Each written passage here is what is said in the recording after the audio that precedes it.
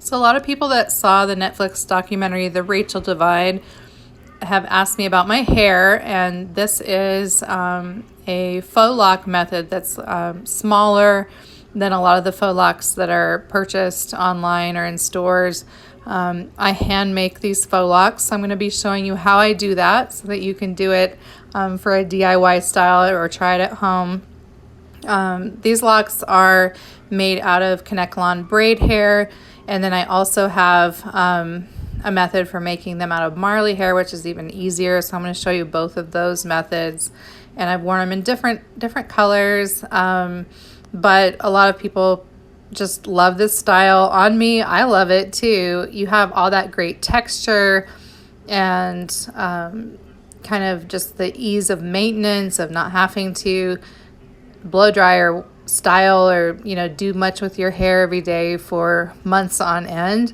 At the same time, you don't have any of the tangling because the locks are single and they kind of stay apart from each other as far as they don't get tangled into each other. So it's just a great easy style. You can swim with these locks. You can be out in the wind. You can ride a motorcycle, have the windows rolled down in your car, whatever. It's just a great summer hairstyle in particular.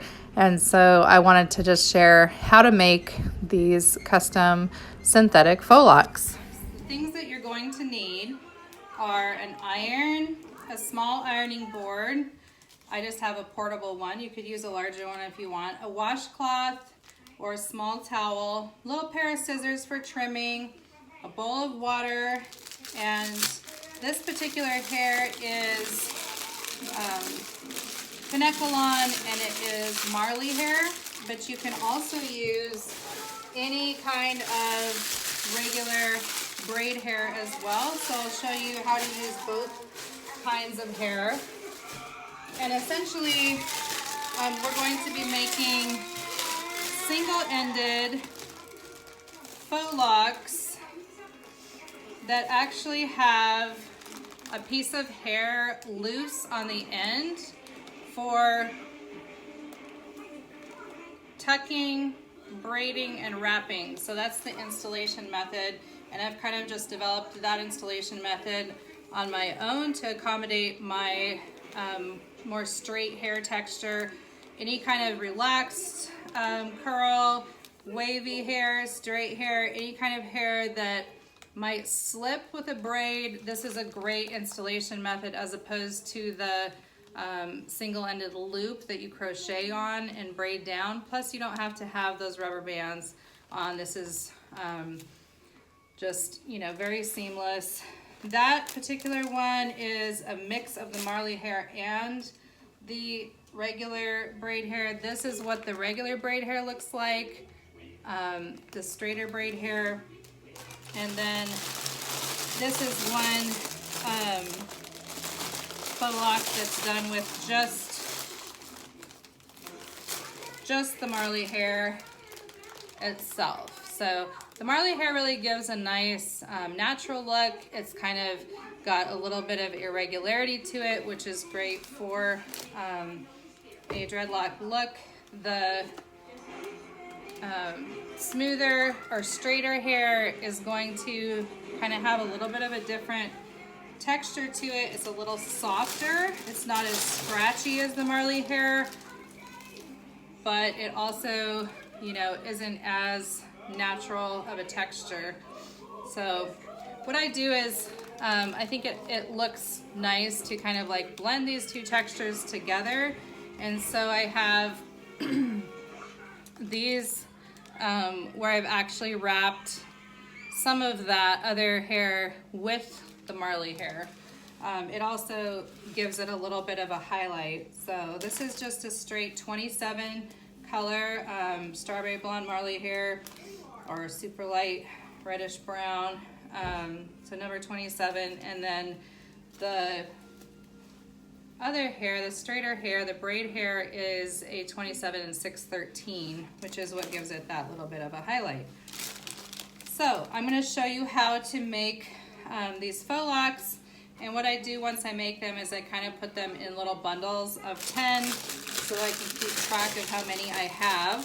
So I have about 65 right now. What I usually do is make about 85 and then install them. And this is another pack with several bundles in it, and you can see that these two are the mixed colors of 27 and 613, and then I've got some that are just 27. So once again, it looks more natural if you kind of variegate it as opposed to doing just all one color or all one solid texture. So what we're gonna do is just open up your Marley hair pack. The nice thing about Marley hair is if you're a beginner to this process, it'll be easier than doing the regular braid hair method. So Marley hair is in these kind of separated pieces. So you're just gonna pull one piece out. Then you're going to look at the ends and see which end is a little bit more tapered, which would be this one. We're going to then dip our washcloth in the water. You want to squeeze, but not all the water out. You still want some water. You want it to be very wet, but not dripping wet. Then we're gonna just lay that down. We have our iron on max heat, all the way up to cotton or linen. We're gonna take this end and I just twist all the way to the end. Just to get it started, I start the end first. So you want to twist it so much that it would bunch back, but we're going to hold it out straight. Keep it pressed down so that it doesn't slip, and fold that washcloth over an iron. You don't want the iron to touch the hair. We're just touching the iron straight to the washcloth, and we have 2 layers of steam, one underneath and one on top. So we've made the end. Then I'm gonna switch it around this way, and I'm just gonna twist all the way down to the other end, the opposite, which would be the top of the lock. And you wanna make sure to twist this nice and tight and make sure that you iron it thoroughly so that it does not untwist or unravel.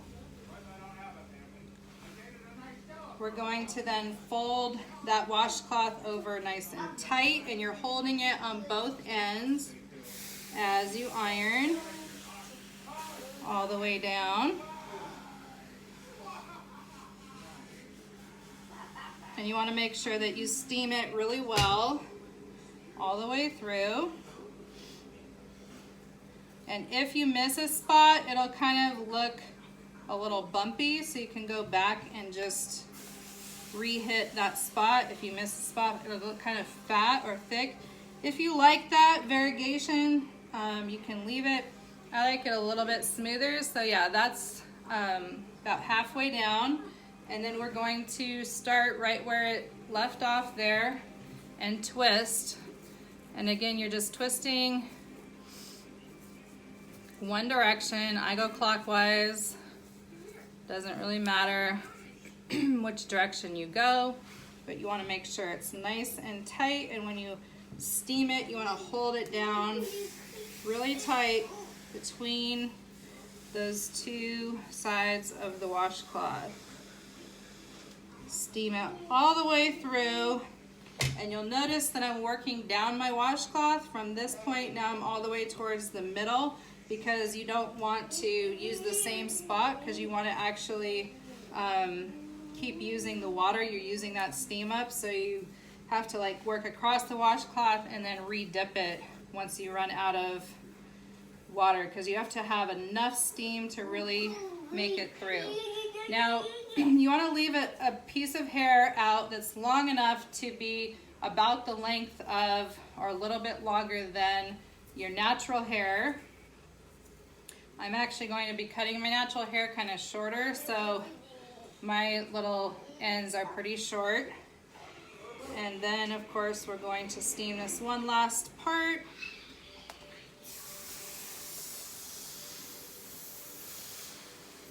Whew, make sure that steam does not hit your hand, because it is hot. And then check your faux lock if there are any areas that you might need to iron just a little bit more. Go ahead and do that. You just want to make sure that this is really nicely sealed all the way down with that hot water set.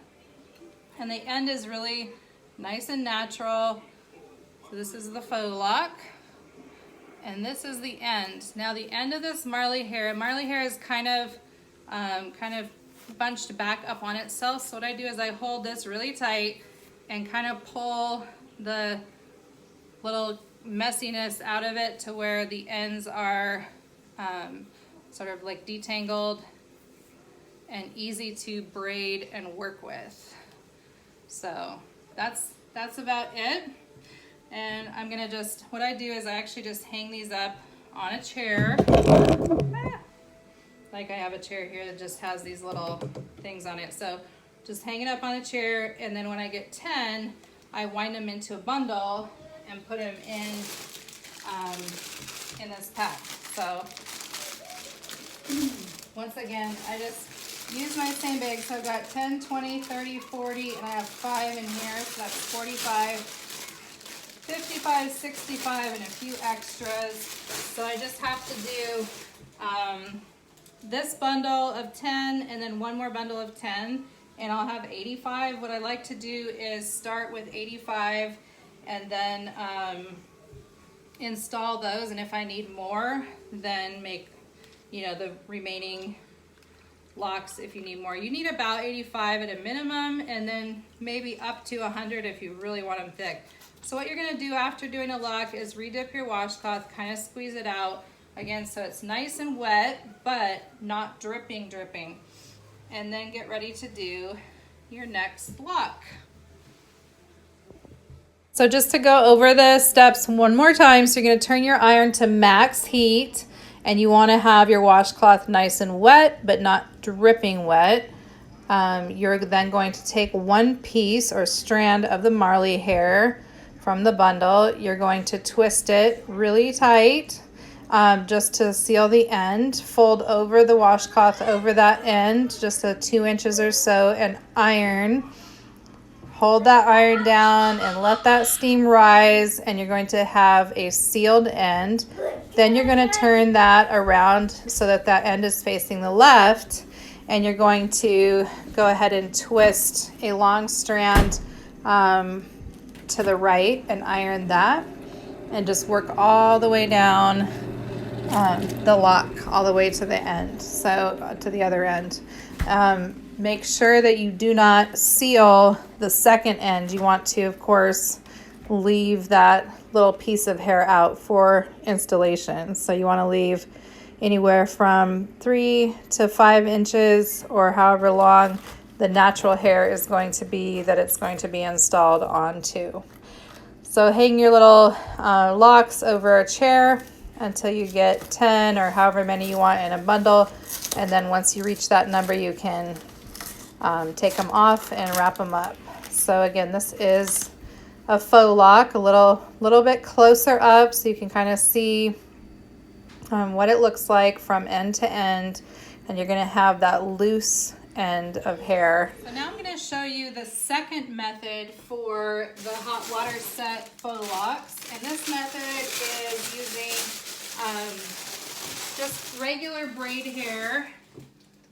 So the straighter braid hair versus the Marley hair. So if you're going to be using the straighter braid hair for these like micro locks, and you want the full length of it, then what I do is I start by braiding like very loosely and almost kind of messy, like that. It kind of creates a little bit of texture, and then move up about 3 more inches, and you're basically just grabbing 3 strands. You're forcing it into 3 strands, and you're kind of creating some knotting or mess, kind of like it's almost similar to backcombing, only it's a little different because you're actually braiding. So when you do this braid there, it creates 2 different little areas of braid. So just kind of go up every few inches. And I'll do it, the next one just like a little slower. So you have your hair and you're gonna take one section and another section. You have this middle section that you're just gonna tuck under, and then from the left and from the right, left, right, left, until you're all the way up to the top.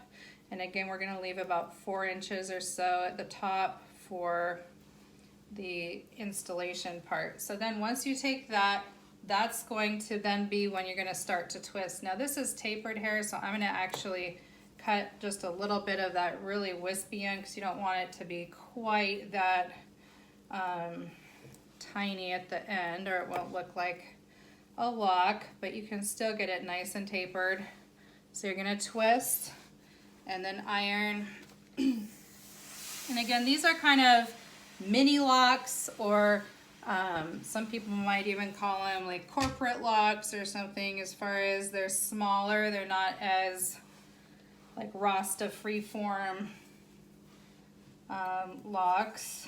So not that all Rasta locks are freeform, but I think you know what I mean. Like the Bob Marley style locks that are, you have 10 locks in your whole head. Like those are big and they're thick. And of course, usually done with natural hair, but there are bigger, thicker faux locks as well. So they're all different sizes. So I'm just twisting until you get it nice, and it should bunch up on itself. You should have to like pull that. So there's a lot of tension there.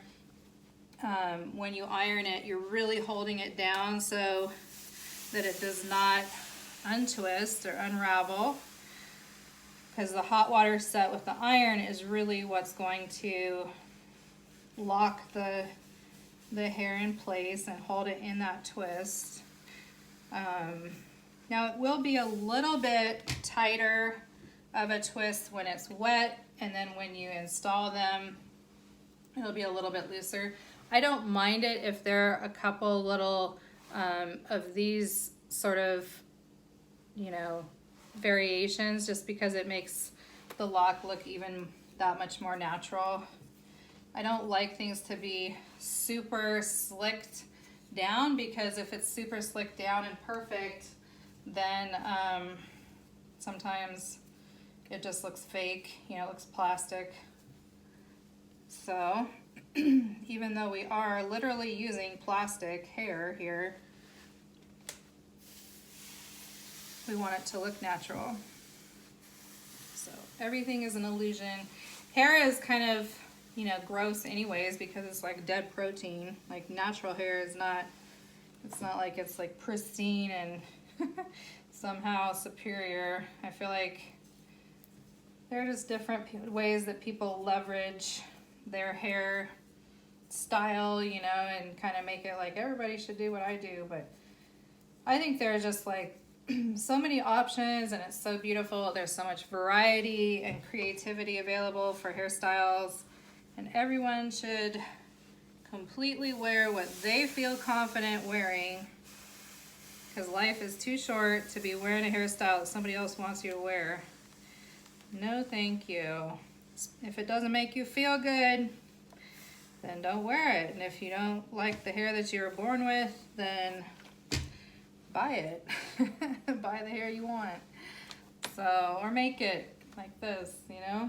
So, as you can see, this one is the one that's like, has a little bit less of these little messy edges on the braid hair. However, it's a similar width, and so it will blend fine as far as like integrating these as a full head of locks.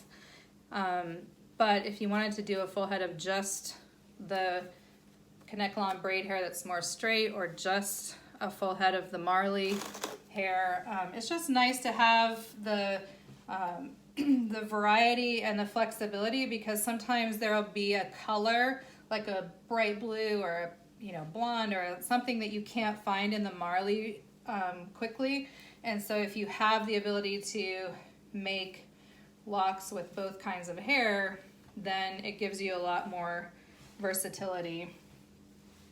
So I'm going to show one more time the way that I do the Marley hair. Sorry, this is bugging Langston's little potty chair and his glitter bottles, all his stuff in the background. We made like little glitter bottles with baby oil and glitter and water, and we made one of every color for the rainbow. But I see things in the camera and it's like, ugh, messy background. So sorry about that. So anyway, once again with the Marley hair, to start it, either the braid hair or the Marley hair, you just want to start the end going this way, and then once that's sealed, we're going to flip it around and do the rest going this way. So just because you want to seal the end first before you get going.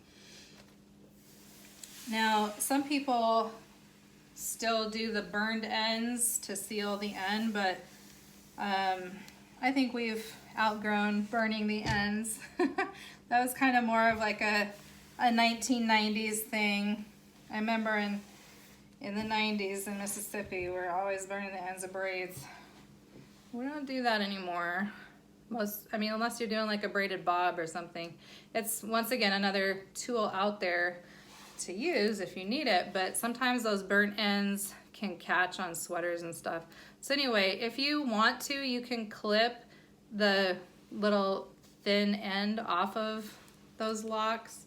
You could even trim some of those hairs, but once again, I like the slightly natural, kind of not like super messy, but just a little bit of loose hair around the lock, because it makes it look more natural, and when you're wearing updos and different styles, even putting beads on the hair, it will grip an updo better if it's the Marley hair and has those little hairs, kind of around the lock like that. In the case of putting beads, like dreadlock beads and hair jewelry, it'll also hold it from slipping. So the beads, like if you're using glass beads or whatever, it'll make sure the glass beads don't slip down the hair. So sometimes I do just a diagonal all the way down the washcloth. And once again, we have this turned all the way up to max heat. And you want to see steam. If you don't see steam, then your washcloth is not wet enough, and you need to re-dip it in the water. Sometimes I don't even use like a bowl of water. I just go run the water in the sink and do it in there. So, and then we're just gonna repeat that all the way down the lock until you have that magic number of 85. I feel like I usually use around 85, sometimes just a few more for my head. It depends on how wide your hairline is.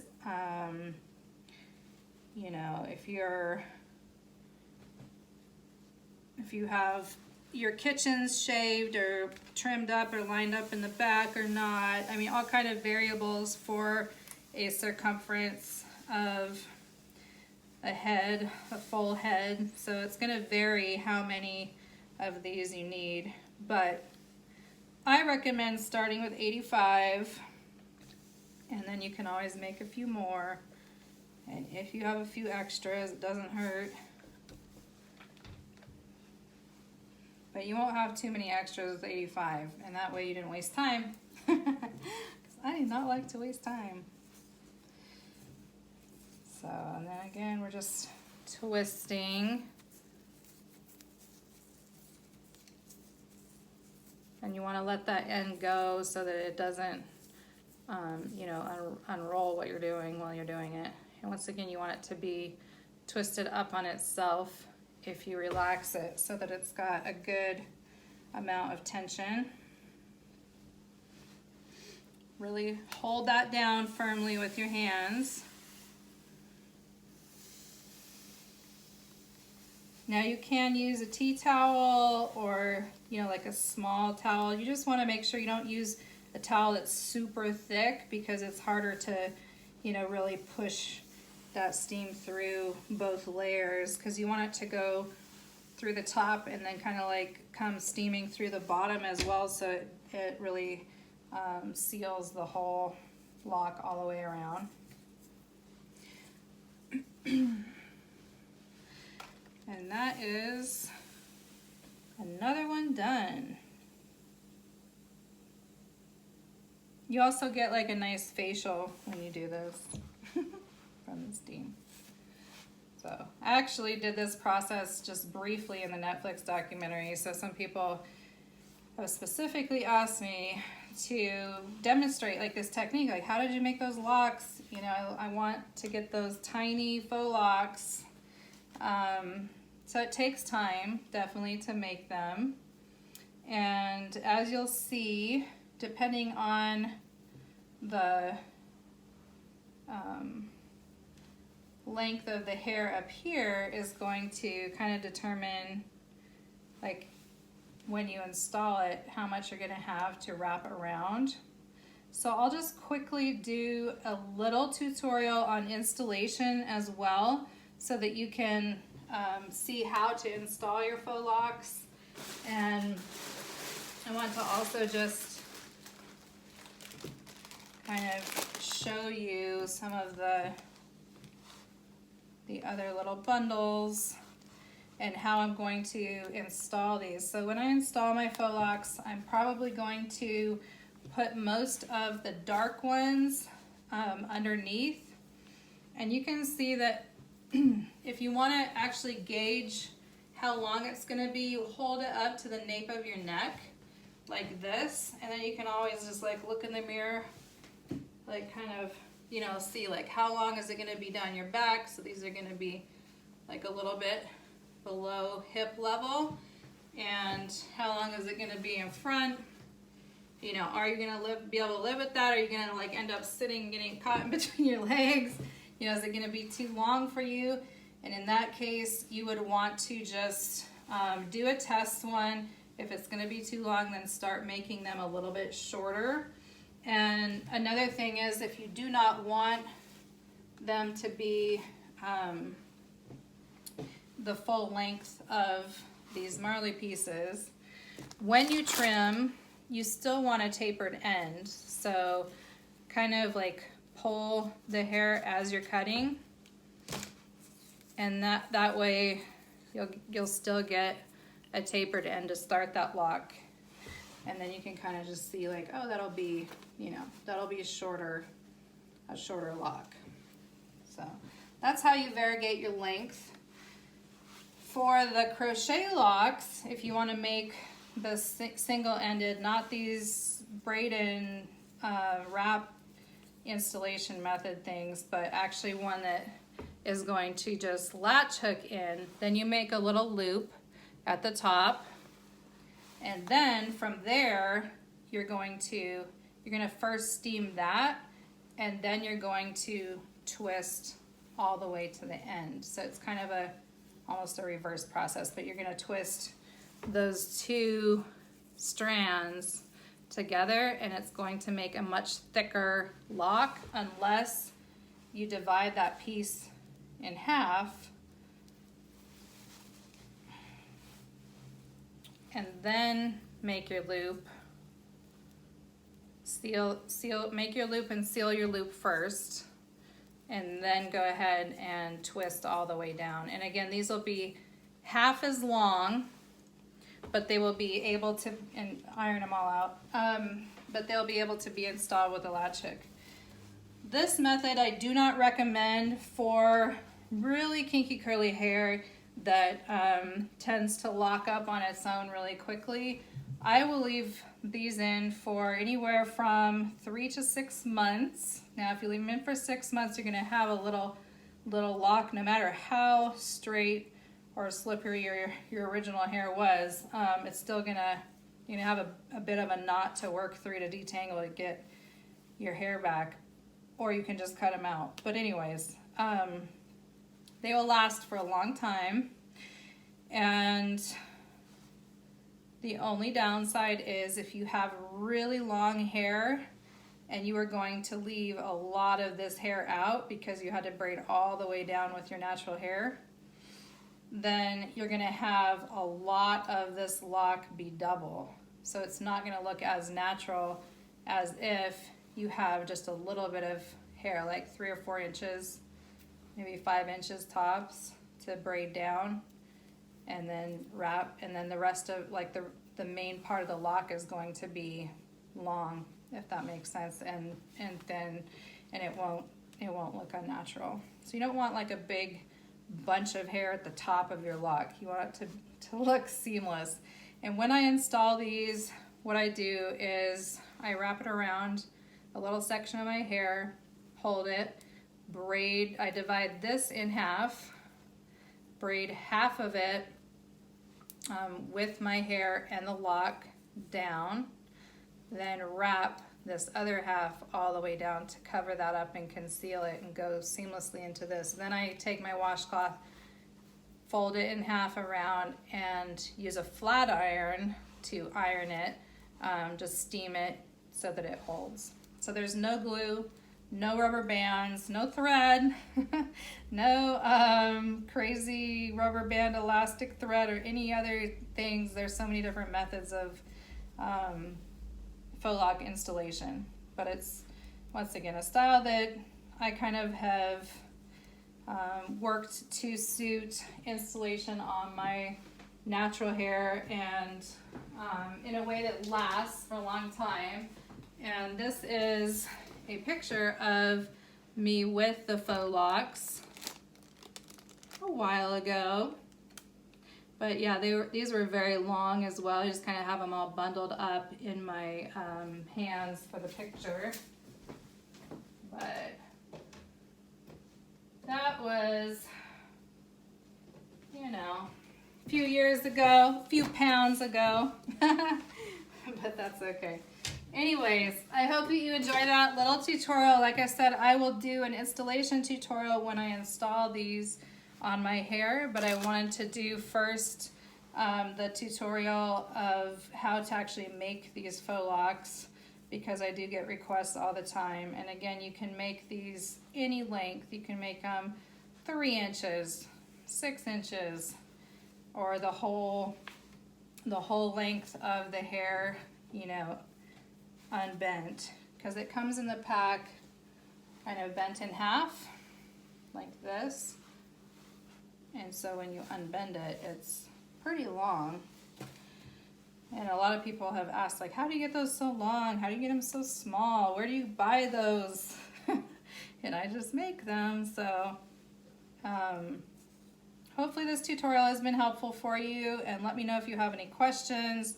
There's no product except water and the steaming of this with the iron. The other nice thing about it is that it really like just kills any bacteria. I mean, there shouldn't be any bacteria in this hair because it's synthetic fiber, but it just like sanitizes these things even if you don't need them to be sanitized.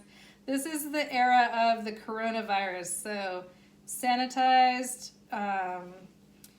you know, purified, all that kind of stuff is not a bad thing when we are at the height of sort of disease conscious awareness. So, and you'll notice that one of these is significantly longer than the rest.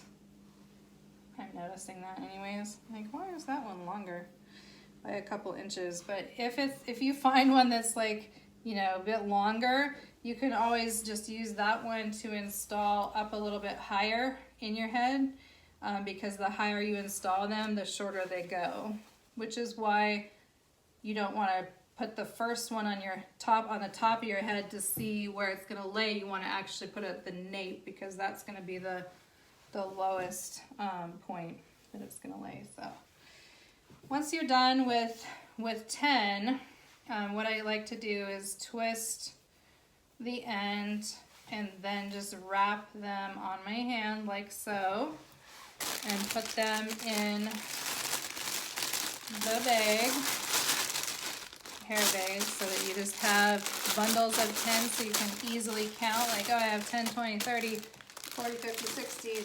75 blocks. I only have 10 more to do, and I'm ready to install. So, happy faux loc making. I don't know if you call these mini faux locs or whatever, but once again, they do have that the hair out on the top for the braid and wrap and steam installation 3-step process that I will be showing you as soon as I switch from this nice little weave unit to my faux locs. So once I get these other 10 done, then I will get to the installation video. So let me know if you have any questions about how to make these micro faux locs or mini faux locs. They are, of course, twice as long as a typical braid when you divide the hair or bend the hair in half to do like a box braid. So yeah, you get to use the full length of the hair, and you can make them as long as you want, as short as you want, as thick as you want, as thin as you want. So really do just, customize your own hair and get that unique look that makes you feel confident. So you can't buy these, at least I've never seen these in stores, because once again, I kind of made up this installation method to suit my own hair texture, since I do my own hair all the time. But yeah, watch, maybe somebody will start manufacturing them now that now that my process is out there. But whatever makes people happy, I just want everyone to feel confident with their hair. And let me know if there's any way I can help.